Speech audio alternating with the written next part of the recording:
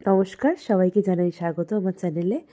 আজকে আমি একটা ফ্রন্ট ভ্যারিয়েশন দেখাবো। ফ্রন্ট ভ্যারিয়েশনের প্রথমে আমি ফ্রন্টের সেকশন ছেড়ে দিয়ে তারপরে যেই মিডল পার্টিং রয়েছে, মিডল পার্টিংয়ের ওখানে দুটো ভাগে ভাগ করে সমানভাবে দুটো ভাগ করে চুলের দু সাইডে রাখছি এবং সেকশন ক্লিপ দিয়ে দুদিকের এক দিকে চুলটাকে আটকে রাখছি, যাতে দুটো চুল মিশে না যায়।